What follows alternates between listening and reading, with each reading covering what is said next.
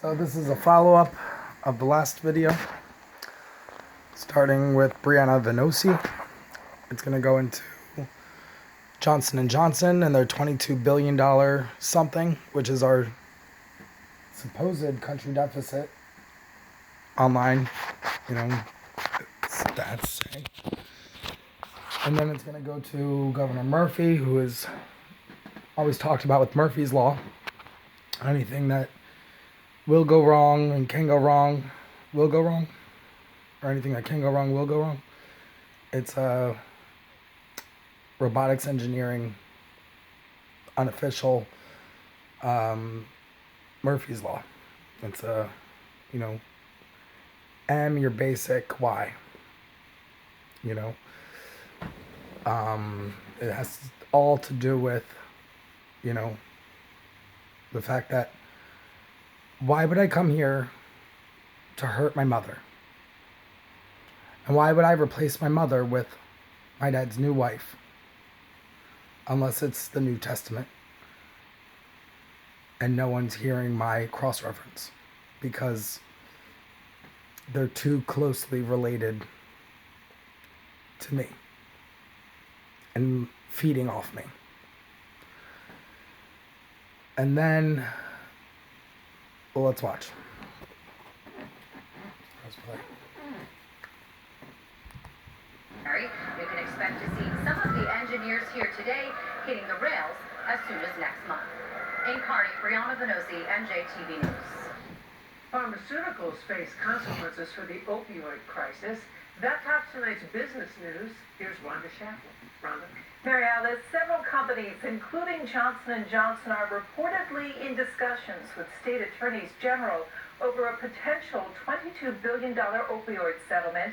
Media reports of a possible deal comes as jury selection is set to get underway in a landmark federal opioid trial that is scheduled to begin on Monday.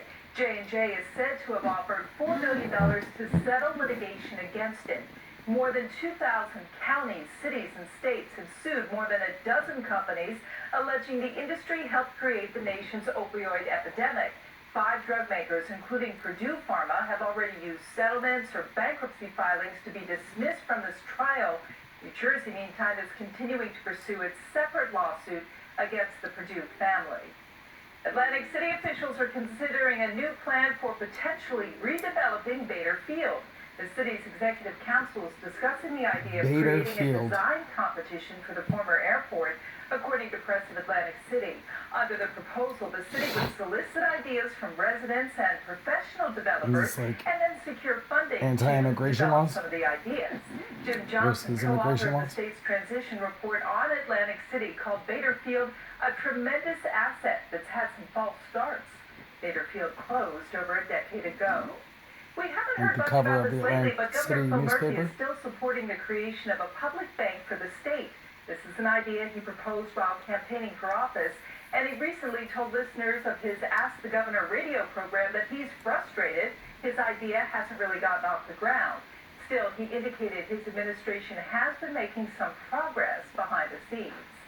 A New Jersey congressman is co-sponsoring legislation that he says will save college students money.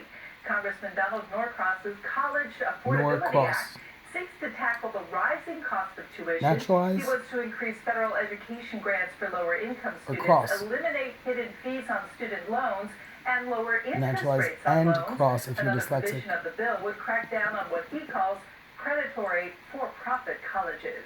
On Wall Street, stocks drifted lower today. The Dow lost 22 points. And those are your top business stories. Anna, August, there's 2 reasons. Provided by SJ Magazine, the heart and soul of South Jersey. Online at sjmagazine.net. 72 virgins. And by Junior Achievement of New Jersey, celebrating its centennial with a taste for the decades on November 15th and New Jersey Business Hall of Fame on April 23rd at the Hilton in East Brunswick. How high do I have to climb? Online at janj.org.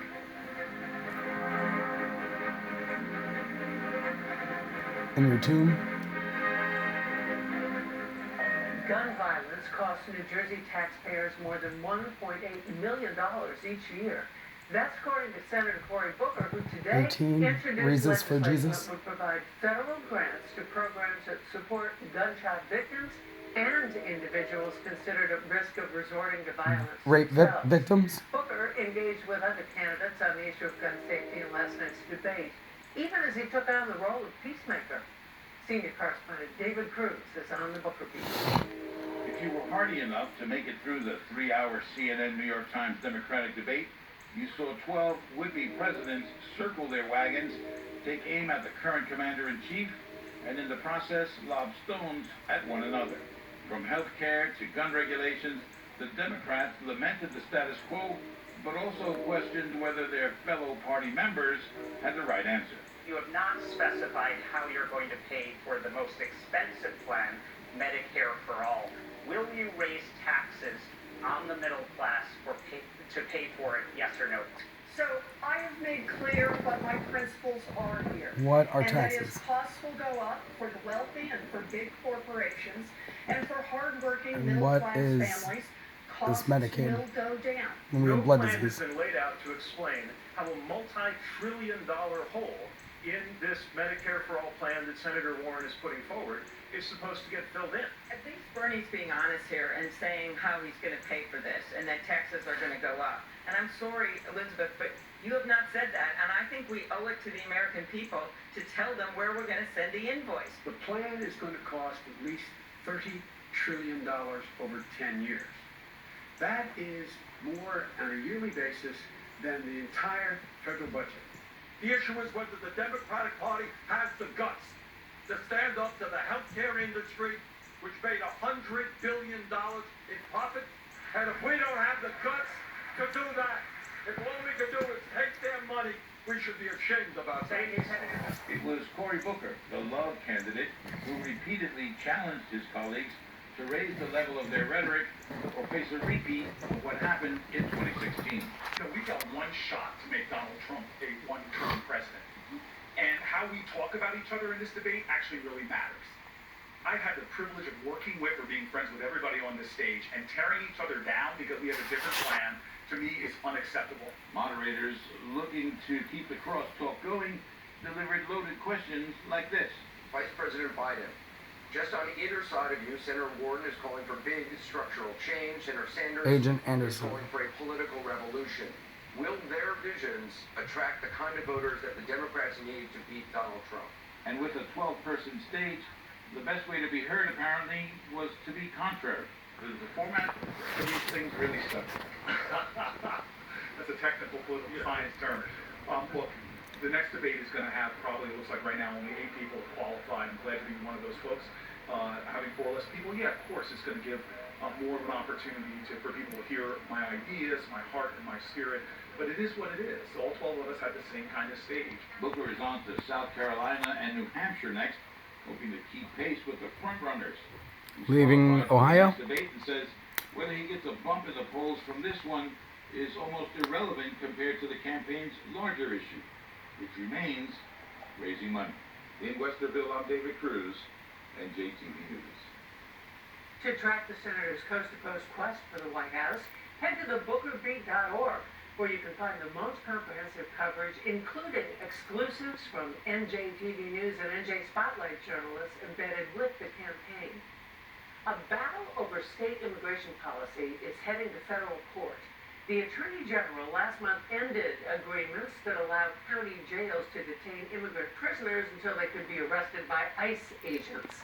But Monmouth and Cape May counties renewed their cooperation contracts with ICE without first notifying the Attorney General, saying his policies provided sanctuary for unauthorized immigrants who commit crimes, a claim the Attorney General denies.